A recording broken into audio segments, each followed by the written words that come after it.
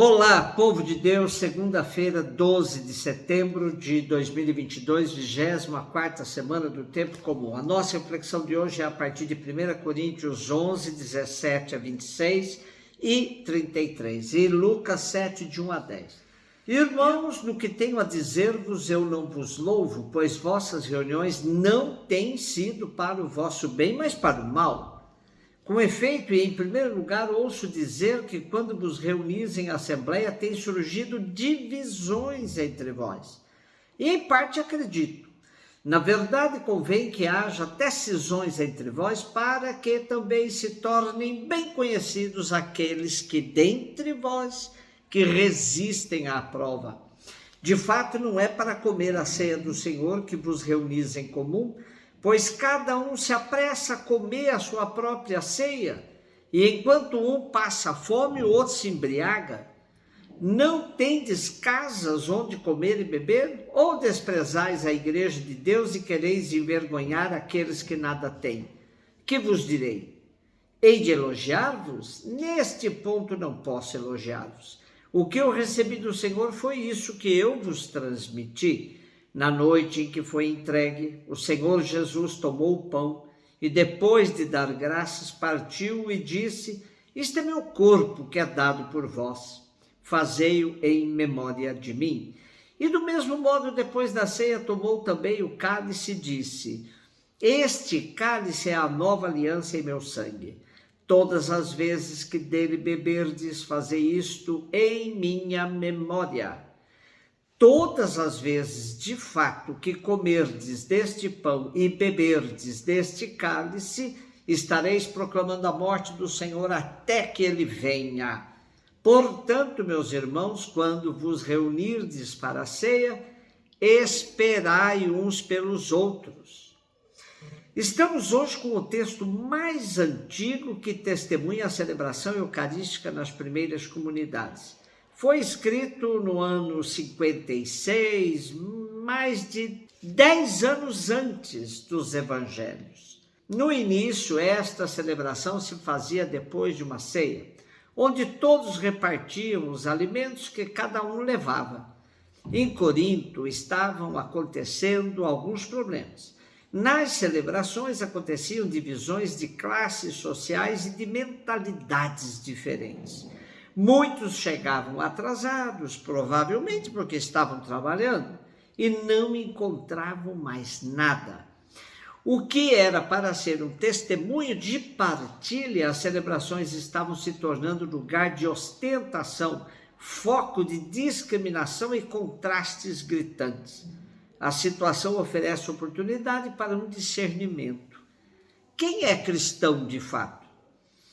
É neste contexto que Paulo relembra a instituição da Eucaristia. Ela é memória permanente da morte de Jesus como dom da vida para todos.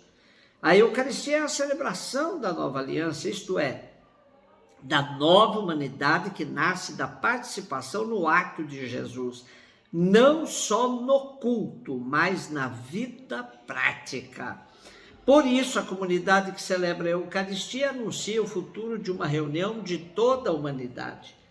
Paulo tem essa consciência e por isso interpela a comunidade a examinar-se. Não será uma incoerência celebrar a Eucaristia quando na própria celebração se fazem distinções e se marginalizam os mais pobres? Paulo já havia afirmado que ao participar da Eucaristia, a comunidade forma um só corpo. Se a comunidade não entender isto é, se não discernir o corpo do Senhor na Eucaristia, estará celebrando a própria condenação, pois desligará a Eucaristia do seu antecedente e de suas consequências práticas, solidariedade e partilha. O julgamento do Senhor se manifesta de dois modos. A própria Eucaristia se torna testemunho contra a comunidade, ao mesmo tempo a fraqueza, a morte de muitos membros testemunha a falta de partilha e solidariedade. Paulo termina com duas orientações práticas: esperar que todos cheguem para começar juntos a reunião e não a transformar em ocasião de divisão e de ostentação. A celebração eucarística precisa recobrar duas de suas perspectivas fundamentais: ocasião de anúncio da mesa do reino onde todos participam e ocasião de denúncia da desigualdade social reinante na sociedade. Lucas 7, de 1 a 10. Naquele tempo, quando acabou de falar ao povo que o escutava, Jesus entrou em Cafarnaum. Havia lá um oficial romano que tinha um empregado a quem estimava muito e que estava doente, à beira da morte. O oficial ouviu falar de Jesus e enviou alguns anciãos dos judeus para pedirem que Jesus viesse salvar seu empregado. Chegando onde Jesus estava, pediram-lhe com insistência: o oficial merece que lhe faças este favor porque ele estima o nosso povo. Ele até nos construiu uma sinagoga. Então Jesus pôs-se a caminho com eles. Porém, quando já estavam perto da casa, o oficial mandou alguns amigos dizerem a Jesus: Senhor, não te incomodes, pois não sou digno de que entres em minha casa. Nem mesmo me achei digno de ir pessoalmente ao teu encontro. Mas ordena com a tua palavra e o meu empregado ficará curado.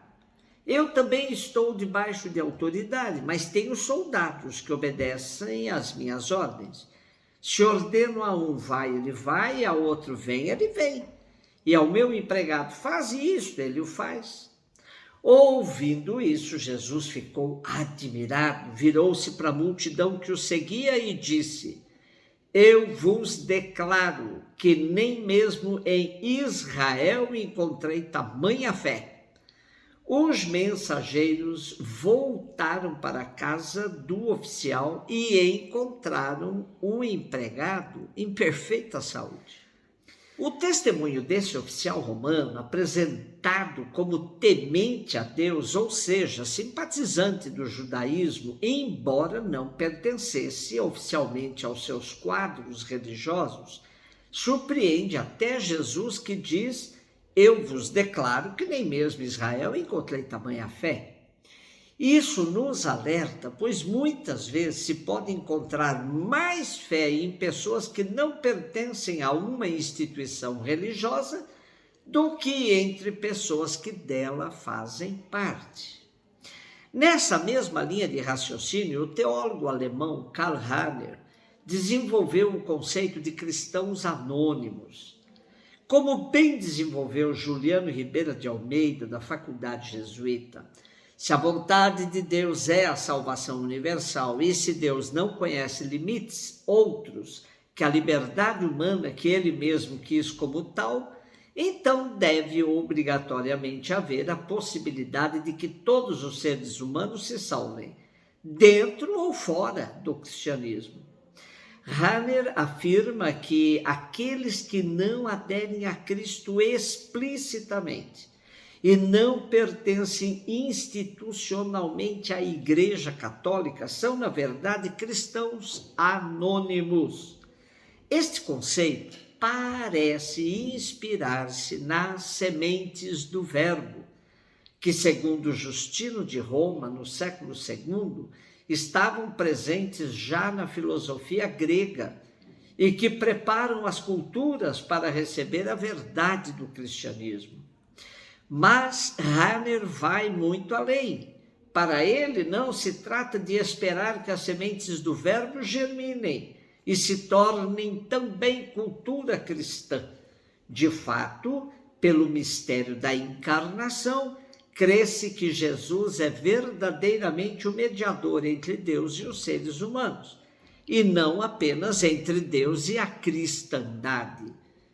A redenção acontece realmente pela entrega de Cristo na consumação de seu sacrifício por amor e na ressurreição que o leva à condição de cabeça, não somente da igreja, mas da humanidade inteira.